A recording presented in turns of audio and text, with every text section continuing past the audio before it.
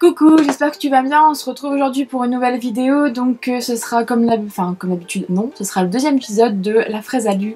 Donc là je vais te parler de mes romans lus que je n'ai pas forcément chroniqués sur le blog. Donc j'en avais déjà parlé dans la première vidéo, mais en gros ce sera forcément non, mais si, forcément, ouais. Du nu adulte, de la romance, de la big lit, etc. C'est parce que j'aime bien en fait scinder les deux. Et en fait j'aime bien alterner ces deux genres de lecture avec le young adulte, la dystopie, etc.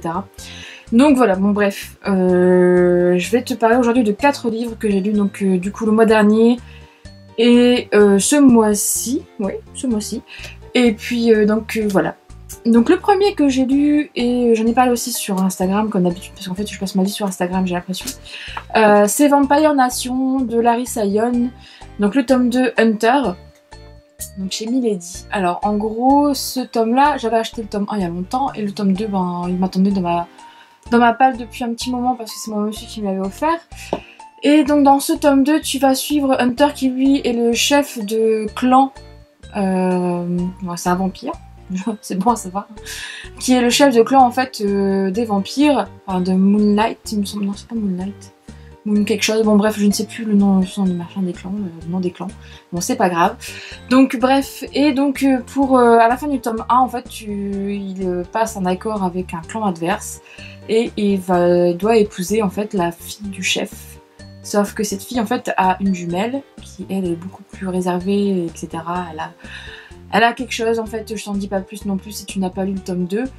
Et donc cette jumelle, ben il va plus accroché avec l'autre jumelle, on va dire, ça comme ça. Donc je vais te dire ça comme ça, ouais. Donc je te laisse lire après si tu l'as pas lu, et si tu as lu que le tome 1, c'est vraiment... Alors, du coup vraiment ce tome 2, je l'ai beaucoup plus apprécié que le tome 1, même si j'ai beaucoup aimé le tome 2, le tome 1 pardon. Ça a vraiment été un coup de cœur en fait de lecture parce que ça faisait longtemps que j'avais pas lu de Big Lit. Ça faisait un petit moment, en plus j'en ai pas mal dans ma palle, donc il faut peut-être que je m'y remette. Et ensuite, tout simplement parce que... les vampires, en fait, dans cet univers-là qu'a créé Larissa Young, sont des victimes, des humains, et non pas l'inverse. Donc là, vraiment, t'inverses les rôles, et c'est rare, en fait, d'avoir ça. Tu trouveras jamais une histoire de zombies où, en fait, c'est pas les zombies qui bouffent les cerveaux des humains, mais c'est l'inverse. Enfin, voilà. On va dire ça grossièrement comme ça. Et donc, du coup, j'ai passé un super bon moment de lecture. Putain, je vais y arriver, c'est pas possible, j'arrive pas à parler. Donc j'ai passé un super bon moment de lecture et je l'ai dévoré en 2 jours, je crois que je l'ai lu et j'ai adoré parce qu'en fait j'ai trouvé que l'écriture en fait de Larissa Young a beaucoup évolué, enfin est beaucoup plus supportable, ou je sais pas comment dire ça, mais elle est beaucoup plus complète, ouais je vais dire ça comme ça, elle est beaucoup plus complète que son autre saga que j'ai lu d'elle, Les Cavaliers de l'Apocalypse, où j'ai trouvé que c'était un peu plat parfois au niveau de l'écriture, enfin il n'y avait pas beaucoup de détails, c'était pas... Voilà, il lui manquait un truc, sauf que là dans Vampire Nation il n'y a pas ce problème là. Donc je trouve que c'est beaucoup mieux écrit en fait que les Cavaliers de l'Apocalypse. Donc je n'ai pas lu les Daimonica aussi de cet auteur, donc après il reste à voir, hein, mais en tout cas j'ai trouvé qu'il y avait une différence. J'ai pas eu l'impression de lire un roman de la même auteure entre guillemets. Bon c'est un peu fort ce que je dis quand même, hein. Mais enfin, t'as quand même des ressemblances quand même, au niveau d'écriture, mais il y avait quand même une différence. Et j'ai beaucoup plus apprécié ma lecture d'un Vampire Nation que du tome 1, mettons, de Cavaliers d'Apocalypse, qui était bien, mais voilà. Et il y a quand même des préférences dans certains tomes, etc. Puis il y a des passages qui n'avaient pas lieu d'être, ou que j'ai trouvé un peu bizarres, un peu... Bon, voilà. Donc bref, je vais te parler des Cavaliers de l'Apocalypse, là je te parle de Vampire Nation. Donc oui, voilà. Là, en plus... Enfin, forcément, comme d'habitude, tu n'as pas franchement beaucoup de scènes explicites. Enfin, c'est pas à toutes les pages ou à tous les chapitres, quoi. Et ça, c'est appréciable parce que de nos jours, je trouve qu'on trouve de plus en plus de romans qui sont comme ça. Et en plus, tu tombes sur la surprise parce que tu t'y attendais pas quand tu l'achètes.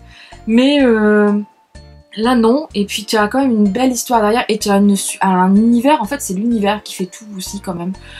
L'univers est vraiment très riche, très bien construit, t'as une mythologie autour de tout ça, et là en fait tu plonges encore plus dans ce tome là, dans l'univers en fait, dans cet univers vraiment particulier, avec des comment dire, des contes entre guillemets, enfin pas des contes, mais c'est des, ouais, c'est des histoires anciennes, hindoues, etc. Enfin pas hindoues, indiennes, pardon. C'est pas, bref, indiennes. Et c'est vraiment quelque chose qui a été sympa à découvrir, et tu découvres plus en fait les origines en fait des vampires dans ce monde, là, dans le monde de ce livre. Donc voilà, ça a été un coup de cœur. Et franchement, s'il y a un tome 3, j'aimerais bien le lire, mais bon, j'ai un peu cherché et j'ai vu qu'il n'y en avait pas pour l'instant. Donc voilà quoi. Je suis un peu déçue quand même de pas avoir... Bah, ça conclut bien, il n'y a pas de problème, hein. Il n'y a pas de... Enfin, tu peux... La série peut s'arrêter là. Mais en fait, il y a d'autres personnages, il y a quand même des questions sur lesquelles on peut se poser... Enfin, des questions auxquelles on peut se poser sur certains... Enfin, surtout un personnage. Et je me suis dit, oh, c'est dommage de pas avoir un tome 3 sur lui. Donc en tout cas, j'ai vu que la série n'était pas finie, donc peut-être qu'il y aura un tome 3. Si tu as plus d'infos que moi, si tu sais qu'il y a un tome 3 qui va sortir, n'hésite pas à me le dire. Parce que moi, ça m'intéresse. Donc voilà, donc n'hésite pas à le lire si tu l'as dans ta pile ou quoi. Franchement, si tu aimes ce genre-là et tout. Même le tome 1, franchement, si tu n'as pas encore lu cette série, le tome 1 vaut le coup aussi. C'est vraiment une introduction quand même au monde. Il est moins... Pour moi, il est moins immersif. Mais ça a été aussi une très très bonne lecture, donc c'est vraiment ce tome 2 qui a vraiment fait le coup de cœur. Voilà. Donc ensuite, en fait, je devais lire ce livre, je vais y arriver, avec Steph de Journal d'une fan, tout simplement, mais on a eu des gros soucis avec Amazon le mois dernier, j'en ai déjà parlé peut-être sur Instagram, beaucoup sur Instagram d'ailleurs, et sur... peut-être sur ma précédente vidéo sur le book haul. Bon bref, c'est pas la question. Donc on devait se le faire en lecture commune parce qu'on s'est dit, voilà, c'est pas possible, il faut se le lire ensemble. Sauf que moi, ben, je l'ai trouvé en magasin, donc j'ai annulé ma commande sur Amazon tout simplement parce que bon, au bout d'un moment, il faut arrêter de me prendre pour un jambon. Une précommande, ça se livre. Quand tu précommandes et que tu veux recevoir ton livre, tu le livres le jour même de la sortie, hein, on est d'accord. Donc dans ce cas-là, tu proposes pas la précommande à tes clients. Bref, et donc Steph, elle, a dû attendre pour le recevoir, et donc c'était, c'est le tome 5 de la série Mark & Men de Jerry Croner. Donc là, c'est le tome sur Roddy. Donc on devait se le lire ensemble, sauf que quand moi je l'ai eu entre les mains et que j'en ai parlé avec Steph et tout, ben voilà, je l'ai lu aussi parce que je pouvais pas attendre. Je voulais commencer tout doucement, on s'était dit ouais, je vais commencer tout doucement le temps que tu le reçoives, et en fait ça a été un peu compliqué de pas s'arrêter. Et donc voilà, donc ben que te dire sur ce tome là. Bon, en tout cas avec Steph, normalement on doit se faire comme la lecture commune de Asa, bon bref. Là j'espère qu'on l'aura toutes les deux en même temps. Bon bref. Donc Roddy, ben en fait c'était un tome que j'attendais beaucoup. Parce que Roddy en fait il était assez mystérieux, et puis c'est le dernier entre guillemets des tatoueurs qu'on ne connaissait pas encore. Et puis ben en fait j'étais bien contente de le découvrir. Donc là dans ce tome là, donc tu vas suivre forcément la suite de ce qui se passe à la fin du tome 4, où une ancienne amie de Roddy a été embauchée par les garçons au salon de tatouage pour s'occuper de la vente, etc. Et en fait, sauf que Roddy n'était pas au courant, et quand il la découvre, en fait, c'est une de ses très très bonnes amies d'enfance, et il était amoureux en étant plus jeune de la petite sœur en fait de cette femme. De Salem, on va l'appeler comme ça. Ah ouais, c'est Salem, de toute façon on va pas l'appeler comme ça, c'est Salem, Fanny. Bon bref. Donc il est amoureux de la sœur de Salem, et donc Salem débarque toute pimpante, toute fraîche, c'est qu'à de le dire, avec son joli petit style pin-up, etc. Que en fait j'ai adoré, même ses tatouages, etc. Enfin comment c'est décrit, en fait c'est trop cool quoi, bref. Et donc forcément Roddy, il se rend... Enfin je vais pas te dire s'il se rend compte, mais je vais pas te dire ce qui se passe quand même. Et donc Roddy se rend compte quand même qu'il a une certaine attirance pour la plus vieille des sœurs, et on ne sait pas pourquoi, mais tu as dû voir aussi dans le tome 3 si tu l'as lu, mais Roddy il a aussi eu le cœur brisé à un moment, donc c'est pour ça qu'il passait que de... En fait en gros il se faisait que des plans cul, que des plans d'un soir. Et sauf que Salem arrive et là tout change, forcément, hein, sinon il n'y aurait pas d'intrigue. Non je rigole, mais c'est vrai que si, c'est toujours le truc comme ça. Et donc tu vas découvrir en fait ce qui s'est vraiment passé dans le passé de Salem, ce qui s'est vraiment passé chez Roddy pour qu'il ait un petit blocage avec les filles et qu'il veut juste mettre son biscuit et ne pas avoir une relation sérieuse, comme d'habitude. Pourquoi ils sont si compliqués ces garçons, c'est pas possible. Hein. Bon bref. Et voilà. Et ben ça a été une très très bonne lecture. C'est pas un coup de cœur, parce qu'en fait le truc c'est que je peux pas dire que c'est des coups de cœur, parce que chaque tome des Marketman que je lis, je les adore. Donc je ne peux pas dire c'est un coup de cœur, parce qu'en fait c'est la saga complète qui est un coup de cœur. C'est toujours un plaisir en fait de retrouver là cette bande de potes là, cette famille en fait, c'est une famille comme ils disent. Hein. Et puis de découvrir leur univers, etc. L'écriture de l'auteur est vraiment très jolie. Tu as, t'as du piquant, t'as du doux, t'as tout en fait là-dedans et voilà. J'ai beaucoup aimé le personnage de Salem parce que en fait elle est quand même sensible, elle a quand même une sensibilité, enfin elle a quelque chose, etc. Mais elle a toujours été forte, elle s'est toujours battue pour faire ce qu'elle voulait, ce qu'elle aimait. Et c'est vraiment un personnage qui était vraiment bien sympa. Un peu, c'est un peu une Cora mais en moins chiante. Je dirais ça comme ça. Mais en tout cas, c'était vraiment un très bon tome. Franchement, voilà. Il m'a même donné, alors pour te dire, dans le tome 3 et dans le tome, dans le tome 2, du coup, quand tu découvres Asa, tu te dis quel salaud, j'avais pas trop envie de lire un tome sur lui. Et en fait, dans ce tome-là, tu le découvres un peu plus forcément, vu que c'est le tome suivant, donc je pense que c'est aussi très bien paramétré, entre guillemets, dans la tête de l'auteur, ça, de nous faire découvrir, en fait, elle nous a fait découvrir Asa d'une autre façon, et ben moi, forcément, ça m'a donné envie de lire Asa. Voilà, tout simplement. J'étais un peu réticente, franchement, j'avais peur que ce soit un tome classique, en fait, et j'ai l'impression que ça va pas du tout être ça. Parce que vu ce qui se passe dans celui-là, en fait, tu te dis, oh, bon, bah d'accord, voilà. Je vais encore dépenser 17 balles le mois prochain pour finir la saga. De toute façon, maintenant, c'était sûr que j'allais la terminer quand même, mais bon. Donc, voilà. Franchement, c'était une très bonne lecture. Donc, si toi aussi, n'hésite pas à me donner ton avis. Donc là, dans mon classement, du coup, à chaque machin, je fais un classement. Dans mon classement, quand même, Jet reste mon premier chouchou parce que, voilà, c'est Jet. Et le deuxième, maintenant, c'est Roddy. Parce que, tout simplement, parce que Roddy, c'est Roddy. Voilà, c'est un gros nounours plein de sentiments, tout gentil, etc. Et il vaut vraiment le coup. Enfin, c'est sympa, quoi. Et bref. Et aussi parce que, en fait, je l'ai mis en deuxième position parce que je préfère le style vestimentaire de Jet. Genre, en lisant un bouquin, j'arrive à définir le style vestimentaire d'un personnage, mais en gros, moi, tout ce qui est un peu trip cowboy, c'est pas trop mon trip. Un peu cowboy country. Donc bref. Mais voilà, c'est Roddy. Voilà. Et je voulais le découvrir et j'ai vraiment pas été déçue et ça vaut vraiment le coup. Donc n'hésite pas à lire Roddy si tu as envie de lire Roddy. N'hésite pas à lire les Marketman si tu as envie de lire les Marketman, ça vaut vraiment le coup. Alors ensuite, il y a une saga que j'en ai beaucoup parlé aussi en fait, moi je parle beaucoup en fait, hein, bref, que j'en ai beaucoup parlé et qui s'est terminée ce mois-ci, enfin le mois de mars plutôt, fin mars, le 26 mars exactement. Je crois que c'est une date que je me souviendrai toute ma vie, non je sais quand même pas mais si. C'est la saga Felicity Hadcock de Sophie Jomain, donc Les Anges Voient Rouge, donc j'ai lu le tome 6, donc c'est le dernier tome de la saga. Chez Rebelle, parce que je n'ai déjà parlé dans mon book haul, mais j'ai racheté toute la collection chez Rebelle parce que je pouvais pas attendre en fait à la fin du tome 5. Vu ce qui se passait, c'était impossible. Franchement, je ne comprends pas. C'est impossible j'y arriverai pas. Enfin, j'y arrivais pas de toute façon. Déjà, c'était dur d'attendre un mois, alors je plains les personnes qui ont dû attendre bon, une bonne année, je pense, il me semble, entre les deux tomes, mais bon, bref.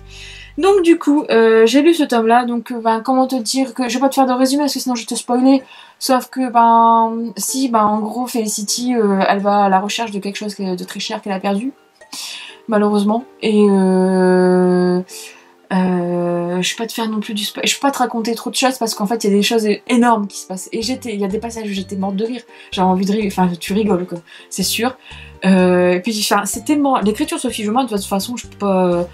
Enfin, il me reste plus que 2 romans à lire d'elle dans sa bibliographie, et j'adore ces romans, j'adore son écriture. Et les Felicity Hadcock, en fait, sont vraiment quelque chose de particulier. C'est quelque chose. Il faut les lire, franchement, il faut les lire. Donc, dans ce tome-là, en fait, Felicity va aller chercher quelque chose qui lui était très cher à son cœur, etc. Je peux pas te dire dans quelles circonstances, etc. Et donc, forcément, c'est la conclusion de l'histoire, de la saga complète. Alors, franchement, moi, j'ai un coup de cœur complet pour toute la saga. C'est un peu difficile pour moi de te dire quel est le tome que j'ai adoré dans cette saga, parce que en fait, je les ai tous aimés. Mais je peux reconnaître quand même que ce tome-là est quand même un peu moins comment dire, t'as moins de rebondissements. Enfin, si t'en as quand même, en fait, t'as toujours des rebondissements dans cette série, mais enfin dans cette saga, mais comment te dire ça? Mais en gros, enfin, il est un peu plus léger entre guillemets, je vais dire, mais c'est même pas ça, c'est pas léger. Il est un peu, ouais, c'est un peu plus calme à ce niveau-là, peut-être. Ouais, t'as moins de peut-être de trucs de ouf qui se passent dans ce bouquin, même pas. Enfin, si quand même. Mais enfin, c'est la fin à laquelle je m'attendais. Et je suis contente d'avoir fini cette saga, même si je suis triste parce que je veux plus voir tous ces anges là, tous ces tous ces entre-deux et tout, etc. Et en plus j'étais hyper contente. Tu retrouves le personnage de Orcus, ouais c'est Orcus, que tu as dans Les Anges ont la mort aux trousses donc de Sophie Jomain et de Maxime Gillot, donc c'est le personnage du zombie. Et tu le retrouves en fait dans ce tome là et en fait j'étais contente d'avoir lu ça avant. Et en fait au début j'étais sceptique et je me dis mais qu'est-ce qui s'est passé en fait, parce que je pensais qu'il y avait vraiment un faux raccord entre guillemets, parce que si tu l'as lu tu peux comprendre, mais enfin si tu l'as pas lu non, mais si tu lis n'hésite pas. Donc je pensais vraiment qu'il y avait un faux raccord, puis je me suis dit oh, non je pense pas qu'elle ait quand même fait ça, et en fait non. Et j'étais vraiment surprise de ça, et puis j'ai adoré ce passage là aussi, enfin bref. Donc ça vaut vraiment le coup. Ce dernier tome, bah, je suis triste d'avoir fini la série quand même, mais voilà, franchement si tu n'as pas lu cette série de Sophie Jomain, si tu n'as lu que Les Étoiles de Noces Aide, n'hésite pas. Je tiens quand même à préciser que bah, Les Étoiles de Noces Aide, ça a quand même plus t'es plus dans le genre young adulte, quand même. Oui quand même, hein. Un peu plus quand même, mais bon entre les deux, enfin c'est un peu difficile à classifier ça. Là-dedans t'es quand même plus un peu dans du beat lit à la française, même si c'est pas vraiment du beat lit pur, enfin c'est du Sophie Jomain. C'est un peu différent, c'est un peu comme ces autres romans qu'elle a écrits, mais ça, enfin, si tu as aimé l'écriture de Sophie Jomain dans Les Étoiles de Noces Aide, dans une autre de ses séries, si t'en as pas lu Felicity Hadcock, lis-les, franchement tu vas passer des super bons moments de lecture. Bref, voilà. Et donc ben, ce tome 6, moi à la fin me convient parfaitement, c'est beau, et voilà. Alors par contre je suis déçue parce que moi, enfin, je trouve ça con, parce que t'as un bonus apparemment dans l'édition France Loisirs qui n'est pas encore sorti. Et pourquoi il l'a pas dans cette édition là? Donc non, j'ai pas envie d'acheter l'édition France Loisirs juste pour le bonus, mais c'est un peu dégueulasse. Enfin là je suis un peu deg, voilà. En fait c'est pas dégueulasse, non je suis deg. Parce que j'aimerais bien savoir ce que c'est le bonus. Je pense qu'une personne qui a acheté l'édition Rebelle, elle est aussi fan de la série qu'une personne qui achète chez France Loisirs ces éditions-là. En plus, elles sont même pas encore sorties. Donc je trouve ça un peu dommage en fait de prioriser en fait des tomes d'une série. Enfin voilà. Bref. Donc voilà, c'était juste mon coup de gueule. En fait, il y a beaucoup de coups de gueule en fait autour de cette série, parce que déjà les j'ai lus qui ont un peu cafouillé au niveau des couvertures, etc. Et aussi du temps de parution. Et ensuite, là où tu trouves pas ben, le petit bonus que tu auras chez France Loisirs, mais pas chez les éditions Rebelles, je trouve ça un peu con. Enfin bref, c'est mon point de vue. Hein. Bon, en tout cas, n'hésite pas à les lire. Mais bon, bah si tu veux avoir le bonus, achète France Loisirs alors. Si je vais te dire ça. Mais bon, bref, c'est un peu dommage. Bon. Et le dernier que j'ai lu, ben, je l'ai fini hier soir. Ouais, hier soir en fait. Non, bah hier soir. Le truc c'est que je publie cette vidéo dans une semaine, donc je l'ai fini il y a un soir et une semaine. Bref, c'est Room 8 de Penelope Ward, donc chez Hugo Roman. J'ai acheté ce livre, tout ça parce que t'as Instagram qui t'influence, hein. Il y a le carnet d'Inliseuse qui m'a dit à chaque fois qu'il était superbe. J'en ai parlé avec Dounia aussi qui m'a dit que c'était bien, mais qu'il fallait que je lise avant Step Brother. Donc là non, j'ai dit Dounia. Ma wishlist est déjà assez complète, hein, bref. Donc je me suis dit je vais quand même lire Room 8 avant. Et sauf que en fait, j'en parlerai, enfin je vais faire une chronique bientôt sur mon blog, mais j'ai lu en fait juste avant, je viens de finir aussi Luxe, le tome 5. Voilà. Et en fait, j'ai vraiment eu une impression différente en fait en lisant ces deux livres. Il y a vraiment un fossé en fait entre les deux. C'est normal, c'est pas du tout c'est pas le même auteur, déjà logique. Et l'écriture n'est pas du tout la même chose. C'est pas du tout la même chose. Tu as beaucoup, enfin, en fait, ce qui m'a manqué dans l'écriture, on est à ce niveau-là, c'est des détails des détails tout cons sur la maison, sur le paysage, etc. C'était vraiment centré sur les personnages. Donc c'est un livre qui se lit très vite parce que t'as beaucoup de dialogue en fait. Et je l'ai dévoré, hein. Et j'ai passé un super bon moment de lecture. Mais c'est vrai que là, tu as conscience en fait que tu as quand même une différence d'écriture entre deux bouquins, c'est logique, tu me diras, oui. Et donc, oui, je t'ai même pas parlé du coup de ce que ça racontait, mais en gros, Room 8, c'est l'histoire de Amelia et de Justine, qui ont hérité tous les deux d'une maison à la plage. En fait, ils étaient amis en étant gamins, et ils allaient tout le temps squatter chez Nana, donc la grand-mère de Amelia. Et en fait, cette grand-mère est décédée, donc elle leur a légué à chacun la moitié de la maison. Sauf qu'en fait, Amelia n'a pas vu Justine depuis 10 ans, parce qu'en fait, l'année de ses 15 ans, elle s'est enfuie, entre guillemets, enfin elle est partie sans jamais le revoir. Elle est partie de leur village natal, sans jamais le revoir, parce que elle était amoureuse de lui, elle pensait que lui n'y avait pas. Enfin, bref, je te donne pas plus de détails, tu le découvriras. Et donc Justine revient à la maison pendant les vacances d'été, et Amelia est là, forcément, parce qu'elle passe ses vacances là, et il revient avec sa petite amie actuelle. Voilà. Donc Justine a bien grandi, Justine maintenant fait de la musique, enfin Justine ou Justin, mais je préfère dire Justine. Bon bref, ça fait un peu con, Justin a bien grandi, Justin fait de la musique, bon bref. Donc Justine est devenue forcément un canon de beauté, hein, fallait s'y attendre.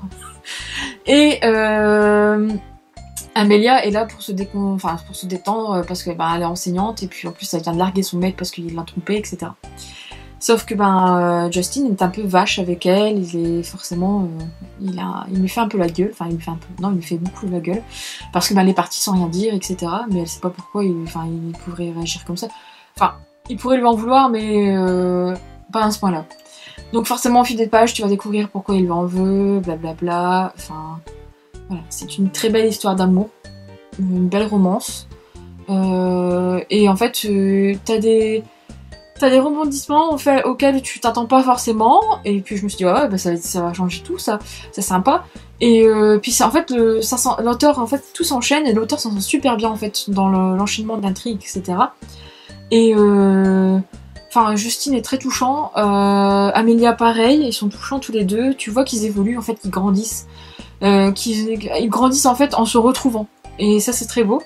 Et franchement, j'ai passé un bon moment de lecture. C'est pas un coup de cœur, parce que au niveau écriture, c'est vrai que j'aurais aimé avoir plus de contenu en fait, que ce soit pas plus chargé, mais avoir un juste milieu. Voilà. Mais sinon, au niveau de l'histoire, c'est vraiment bien passé, et je regrette pas. Donc du coup, oui, Dunia, je pense que je vais lire du coup Step Brother de cette même auteure. Elle m'avait conseillé de le lire avant de lire ça, mais bon, voilà, je l'ai pas encore acheté, donc je l'achèterai peut-être plus tard. J'essaye quand même de faire gaffe aussi, hein. Bref, je dis ça alors que parfois c'est une orgie. Bon bref, on n'est pas là pour parler de ça. Mais donc voilà, si tu ne l'as pas lu franchement et qu'il est dans ta palle, n'hésite pas à le sortir. En fait, c'est un petit tome qui se lit entre deux beaux romans. Enfin, si tu n'as pas envie de te prendre la tête, de lire une romance assez sympathique, puis découvrir une belle histoire avec des personnages qui évoluent, etc., je te le conseille, ça vaut vraiment le coup. Voilà. Je regrette pas de l'avoir acheté, vraiment, parce que pour finir, j'ai passé un bon moment de lecture, et puis en fait, je l'ai lu en une journée et demie, quoi. En fait, j'aurais pu le lire en une journée si j'avais pas mes obligations de vie perso, mais en fait, il se lit super vite, il fait que 300 pages, et puis voilà, comme je disais, t'as beaucoup de dialogue, donc ça passe vite, et t'es plongé à fond dans l'histoire, en fait, t'as envie de savoir la suite, quoi. C'est vraiment... c'est addictif et tout, enfin c'est tout frais, c'est tout sympa, quoi. Voilà. Moi ça a été une bonne lecture. Voilà, donc ça c'était un genre de update lecture des 3-4 romans que j'ai lus dernièrement.